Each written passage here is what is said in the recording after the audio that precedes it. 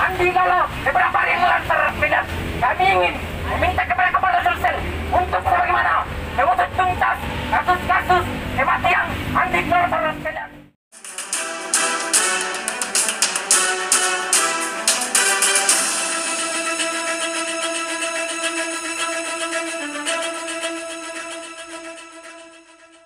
Sahabat milenial, ingin berita yang terbaru dan terupdate, jangan lupa subscribe channel Pewarta TV. Bersama channel Pewarta TV, kami wartakan, terkait demo Aliansi Federasi Keadilan Rakyat minta Kapolda Sulsel usut kematian Andi Lolo di Lapas Bolangi.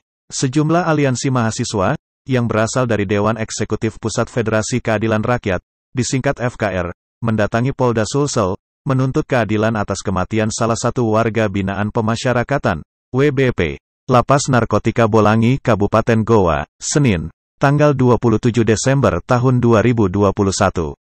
Andi Lolo beberapa hari yang lalu terpidana.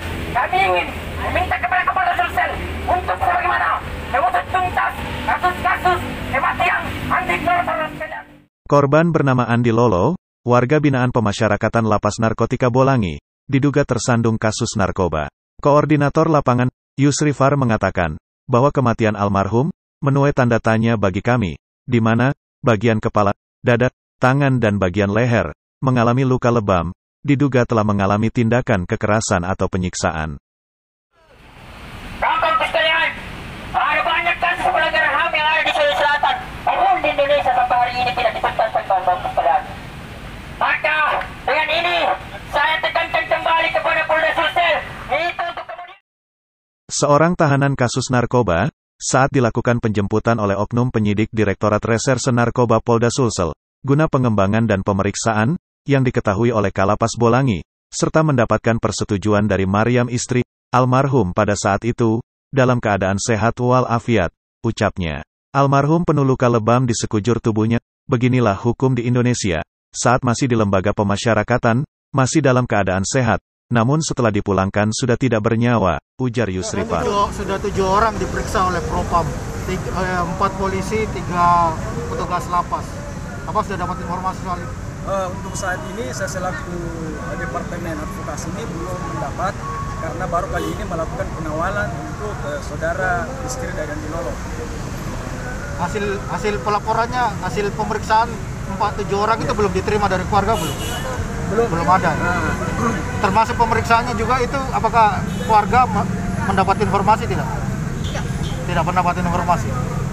Kalau waktu penjemputan Andi Lolo, apakah keluarga mendapatkan informasi dari lapas ataupun dari polisi? tidak ada. Pada saat meninggal baru dapat informasi. Berarti tidak ada penyampaian sama sekali. Saat diterima jenazah, diterima keluarga, apakah ada tanda kekerasan? Tapi ada hasil visum, foto-fotonya, dokumentasi. Kak, untuk tuntutan hari ini bagaimana, Kak? Tuntutan kita dari pihak federasi, kami ingin ketemu dengan yang menaungi kasus ini supaya ada titik keluar yang didapatkan oleh pihak istri dari korban. Kan sudah jelas apa yang dikatakan oleh istri korban ini, sampai mulai dari kasus penjemputan sampai kasus yang ditangani oleh pihak Kapolda ini, pihak istri tidak pernah mendapat hasil informasi dari pihak Kapolda. Berarti kita bisa menduga bahwasanya ini kasus memang sengaja untuk ditutup-tutupi oleh pihak institusi kepolisian. Mungkin seperti itu. Nah, jadi kami kedatangan ke sini ingin memperjelas kalau kasus kematian dari saudara Andi Lolo ini, kami dari pihak keluarga itu lapang dada menerima. Tetapi kami tidak menerima karena proses kematian dari saudara Andi Lolo ini yang menuai polemik untuk saat ini bagi kalangan kekeluargaan, terkhusus untuk istri. Seperti itu. Sehingga dari uraian permasalahan di atas, maka kami Federasi Keadilan Rakyat membawa beberapa tuntutan antara lain, sebagai berikut. 1. Pecat dan adili oknum-oknum yang melakukan kekerasan, sehingga menyebabkan kematian pada Andi Lolo.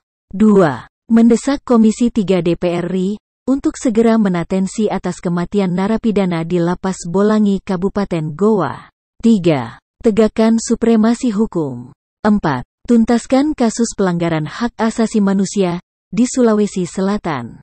5. Meminta Kapolda Sulawesi Selatan untuk segera menindaklanjuti apa yang menjadi tuntutan kami, sehingga tercipta negara yang mengemban kewajiban untuk menghormati, melindungi dan memenuhi hak asasi manusia. Ditambahkan pula, bahwa jika tuntutan hari ini tidak mendapatkan tanggapan yang baik, maka kami dari Federasi Keadilan Rakyat akan kembali melakukan aksi besar-besaran dengan gelombang yang lebih besar lagi, tegas Yusrifar selaku koordinator lapangan. Demikian kami wartakan, dari Makassar, Rudi melaporkan.